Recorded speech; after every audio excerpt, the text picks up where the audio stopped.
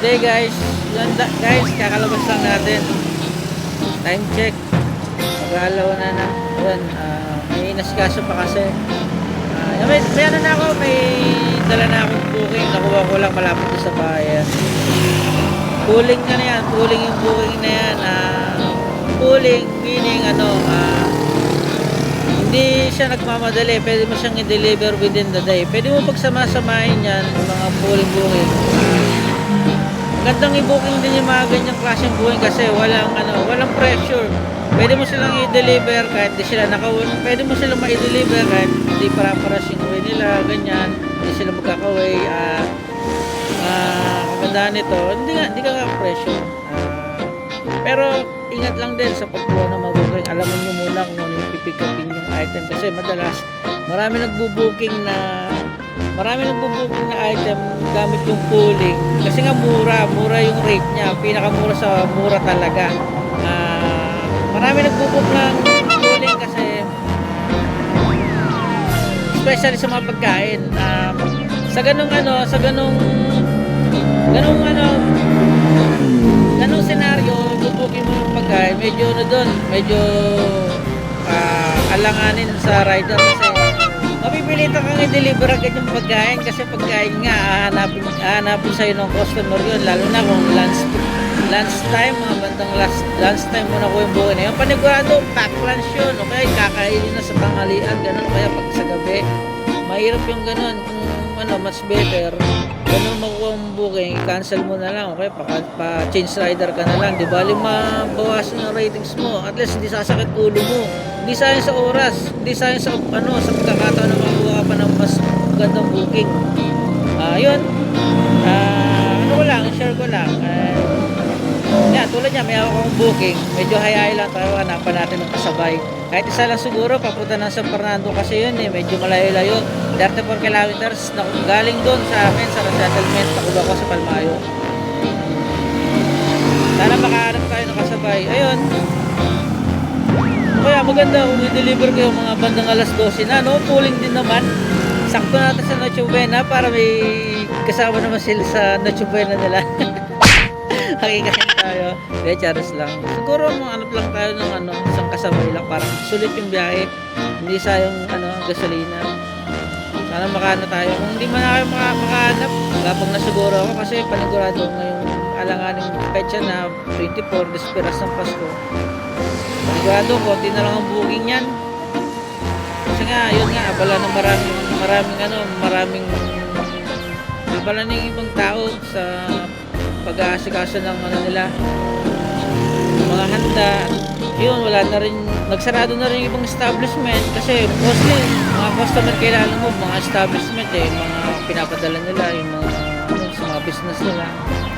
Wala na, puro magiging customer lang natin yan, mga tsambahan na lang. Sana makachamba tayo kahit isa lang. Yun guys, update na lang mamaya guys. Yun guys, item drop off na tayo dito kay ma'am sa Mexico, Barangay Pandalas ba yun? Mamaya confirm natin. 263 lang yung rate nung deliver natin kay ma'am, pooling, booking. Binigyan niya tayo ng 290. May ako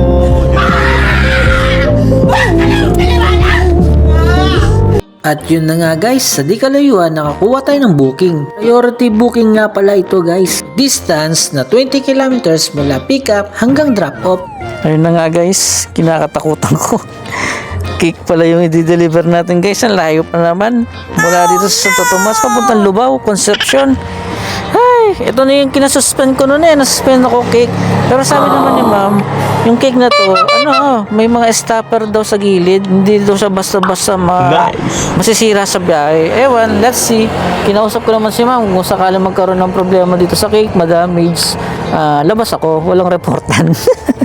Sige, guys, update na lang ulit guys. Grabe guys, laki ng bahay ng customer to, ang ganda meron yata silang party dito guys. Yung dineliver ko, cake ng aso, parang magse-celebrate ng party to aso.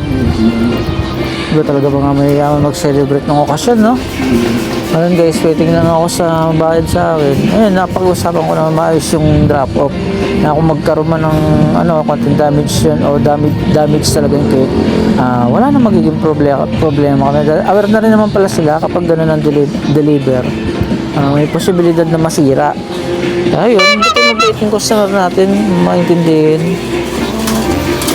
Kaya, paldo to tong customer na to pag ganito. Grabe, tagal ng dahil ko kanina. Mabilis pa sa akin yung e-bike dahil sobrang pag-iingat ko sa kick. Kumbaga, yung travel time ko, kung nasa 1 oras lang yung feeling ko, nasa 1 oras na makikita ko, umano yung nadagdagan yung travel time ko dahil sobrang bagal ko lang. Pero sana magdagdag siya, ma'am.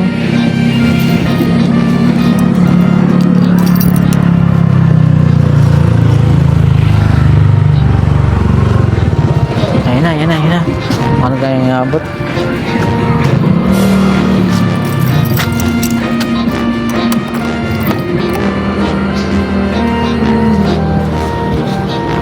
Hi sir. Thank you sir. Thank you po. Hindi nagtagal, pinasukan tayo ng booking from Florida Blanca papuntang Santa Ana. Tatlong booking na rin kahit pa paano. Kaka-drop off ko lang. Medyo asal nga lang ito pangatlong booking kasi hindi ko mahanap yung pick up location. Hindi ko matawagan yung pick up. Tinawagan ko yung drop off. Buta siya. Natulungan niya ako para mag-contact yung pick up location. Sa halagang 321 para sa sila booking. Pero kahit pa paano okay naman. May rush din. Abang-abang na lang ako ng pang-apat na booking guys. Okay guys, dito ulit. And guys, merienda muna tayo guys. Patatlong booking na rin naman tayo. And so far, nasa 800 pesos na rin. Toto na rin.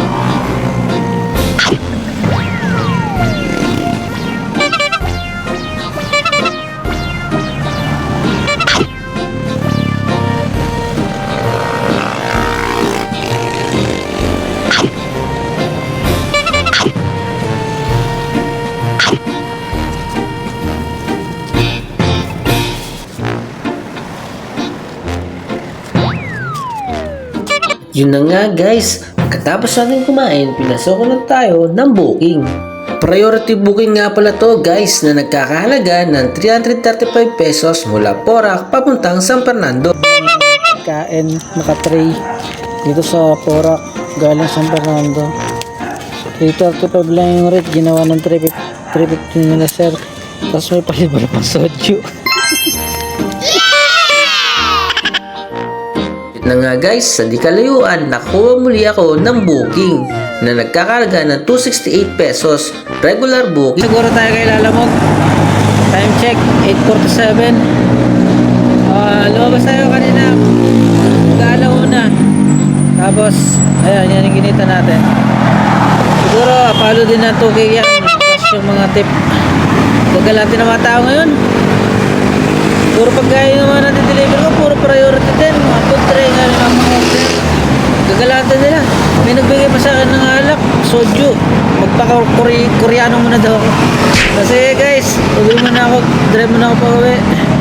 Medyo pagod na rin. Okay guys, bye.